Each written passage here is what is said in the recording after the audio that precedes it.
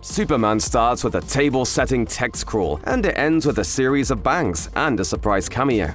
What does it all mean for the future of this new universe? Let's break it down. Warning! Spoilers ahead!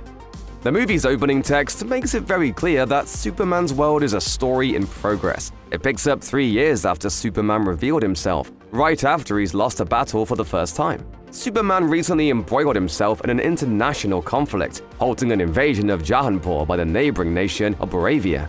In so doing, he drew the vengeful attention of a superhero known only as the Hammer of Boravia. What Superman doesn't know is that his new opponent, who's capable of beating him in battle, is actually Ultraman, the creation of Lex Luthor, who controls a being from a command center in Metropolis. When Ultraman defeats Superman not once, but twice, Luthor goes to the US government and assures military commanders that he has what he needs to defeat and imprison Superman if necessary.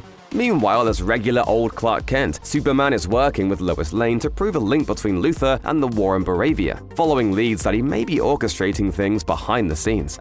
So this guy just flew into Midtown and started attacking people, demanding for Superman to show up? Yeah, it's all there in my article.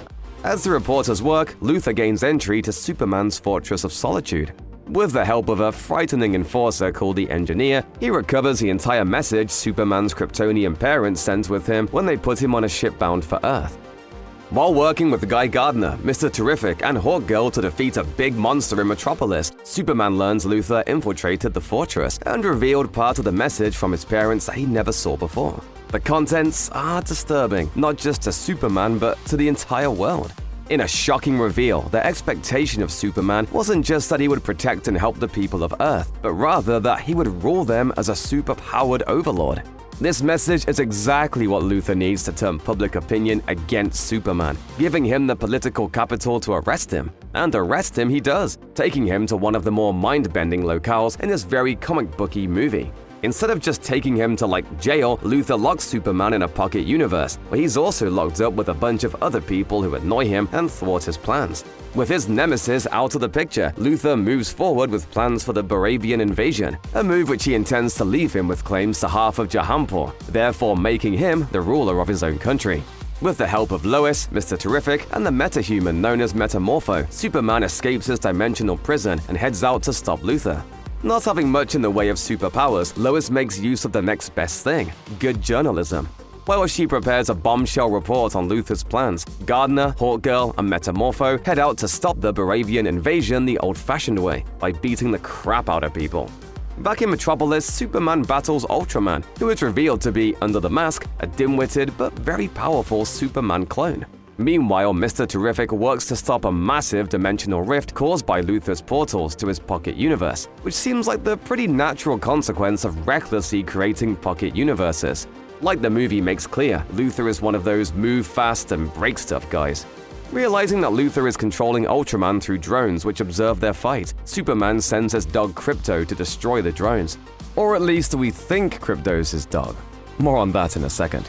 Without Luthor's help, Ultraman loses the fight to Superman and falls back into a black hole caused by the dimensional rift. Lois and Jimmy Olsen publish their report, and Luthor is arrested. The end. So, what was all that about? Though he spends a movie fighting bad guys and forging closer partnerships with fellow metahumans, Superman's real crisis is something internal. All his life, Superman used the partial message left by his parents as a soothing reminder of his purpose, a guiding light for all of his heroic exploits. He believed that they sent him to Earth to help people. By recovering the corrupted part of the message, Luthor shattered that perception. Faced with the disturbing truth that his parents wanted him to be a merciless emperor, Superman has a crisis of confidence, worrying that something in him might inherently incline him toward dictatorship. It's a concern that Lois herself gives voice to through the questions in her interview when she presses Superman about his unilateral use of power in Jahanpur. That's funny. My actions? I stopped a war. The topic makes Superman uncomfortable. He's just trying to do good. Why does he need to ask anyone else's permission? It takes a conversation with his adopted father, Jonathan Kent, to set Superman straight amid all the self-doubt. Worrying aloud that he doesn't know who he is anymore, Pa Kent reminds Clark of a valuable lesson. Parents don't get to decide what their children grow up to be, and Superman is not evil because of something his birth parents said. Clark Kent is a good person because he chooses to be one every day, and that means he can still be the hero he aspires to be for the world. And that's my greatest strength. Lex Luthor begins the movie on top of the world. He's in a position to finally not just undermine but defeat Superman and gain his own kingdom in the process, fulfilling a mission he's been working on for 3 years. By the end, of course, it all comes crashing down. Luthor's plans are revealed, as are his lies to the American public. We see him arrested, taken into custody, but what we don't see is any hint of what's going to happen next.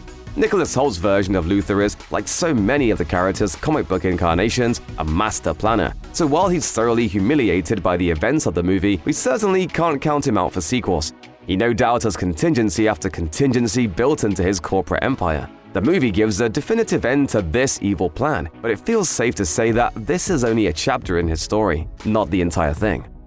As the film begins, Superman is working alone, but he's not the only superhero in the world. Green Lantern, Hawkgirl, and Mr. Terrific are part of a budding superhero team informally called the Justice Gang, funded by billionaire Maxwell Lord.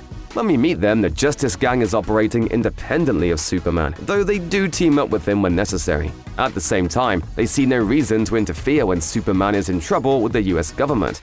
By the end of the film, of course, the Justice Gang is singing a different tune. They step up to help, even welcoming Metamorpho into their ranks along the way. It's a nod to the kind of organization present in DC Comics, and when the Metahumans come together at the end of the film, it signals that the kind of super teams comic book fans go wild for are just around the corner. So, how many Metahumans will flock to the Hall of Justice now that Superman and the Justice Gang have succeeded on a global stage? How long will the spirit of collaboration last? We don't get those answers in Superman, but something tells us there's plenty of story left to tell. It's the beginning of a whole new adventure and a whole new universe. The crisis in Baravia and Jahanpur, coupled with the rift Lex Luthor opens in Metropolis, propels Superman onto the world stage in new ways and opens up a new range of possibilities for the character in this universe. As one official of the US government says at the end of the film, after Superman's play to stop the Baravian invasion, the metahumans are now the ones making the rules. World governments were seemingly happy to let Superman and other heroes operate more or less independently before, treating them either as allies or nuisances, but never as serious geopolitical movers and shakers. As great as he is, maybe Superman didn't completely think through the ramifications of the Baravia thing. But now, every major world conflict will no doubt feature some involvement from Superman, whether he's joining the fight or stopping it.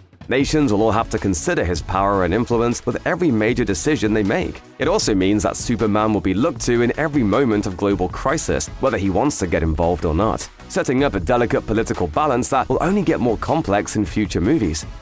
In the intro text of the film, we learn that metahumans have existed in some form on Earth for 3 centuries, suggesting that Superman and the Justice Gang are just the latest in a long line of gifted individuals. The film makes no attempt to explain metahumans or to count how many might be active in the world at the moment. It just establishes that they've been around for a very long time. So, where are the rest of the metahumans? Many of them are no doubt operating locally. It's easy to imagine Batman doing street-level work in Gotham, or Green Arrow launching his own vigilante career, or even the Flash running around Central City, just getting used to super speed. Thanks to Lex Luthor's creation of the Superman clone Ultraman and the nanotech-infused engineer, we can also imagine other manufactured heroes roaming around. This is, in every way, a comic book universe, with all the wacky and wild stuff that sort of thing entails. I wear my trunks on the outside of my pants, like it's liberating. So, where does the film leave us in terms of what's next? Well, Guy Gardner is not the only Green Lantern, so we can imagine an entire corps of them ready to spring into action. The presence of Hawkgirl also suggests the existence of nth metal, a powerful substance that might mean other Hawk-themed heroes are right around the corner. Then, of course, there's Luthor's pocket dimension prison, which could house its own host of captured metahumans similar to Metamorpho. Basically, the possibilities are endless, and that's exactly the point.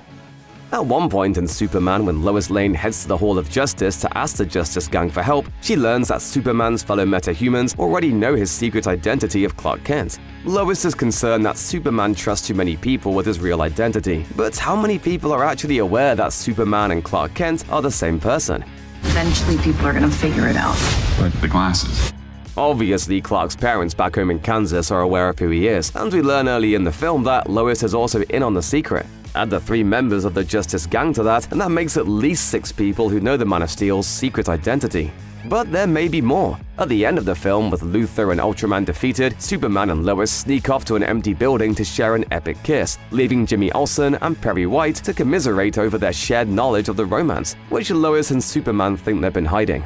While it's important to understand that this doesn't mean Perry and Jimmy know that Superman and Clark are one and the same, it does seem they're leaning in that direction, giving us at least 8 people who are close to the secret identity. Is that too many? Will it get Superman into trouble? We'll have to wait for the sequels to find out. At one point in the film, Superman mentions that Krypto, his superpowered dog, is actually a foster situation, meaning the dog doesn't actually belong to him. What the hey, dude? I thought you destroyed the whole Superman robots. I thought I told you to keep an eye on him. It takes until the very end of the film to understand, but while Superman is recovering from his battle with Ultraman in the Fortress of Solitude, we finally learn what he means. Superman's cousin, Kara Zor-El, barges into the fortress, knocking around in a bit of a stupor, demanding to see her dog, who promptly jumps on her and starts to play. Superman explains to his new and repaired Superman robot that Kara likes to party on planets that don't have a yellow sun, because spending time without the yellow sun renders her more vulnerable, and thus able to get drunk. We know that Millie Alcock is already set to star in a Supergirl movie, which suggests that this glimpse of the character is a hint to her trajectory from hard-partying alien to world-saving hero. There are arguably too many seeds of future DC Universe stories in Superman to count, but since we know that more films and TV series are coming, we have a decent roadmap for what's next here. For example, Guy Gardner serves as this universe's introduction to the Green Lantern Corps, and we'll see more of them in the upcoming series Lanterns. That show will feature Green Lanterns, Hal Jordan, and Jon Stewart, among others. Supergirl will star in an adaptation of Supergirl Woman of Tomorrow, a comic miniseries that largely takes place in the unfamiliar reaches of outer space. The Engineer is a member of the comic book super team The Authority, who are also set to get their own movie in years to come. Plus, Lex Luthor is sent to Belle Reve Prison at the end of the film, which is traditionally the comic book home of Amanda Waller. Then there's that nugget about 3 centuries of metahumans. Who are the earliest metahumans? We don't know, but there's a good chance that's a reference to the Amazons, who will return not only in the form of a new Wonder Woman film, but in a streaming series titled Paradise Lost. All these hints and more suggest a universe that will be full of stories for years, possibly decades, to come.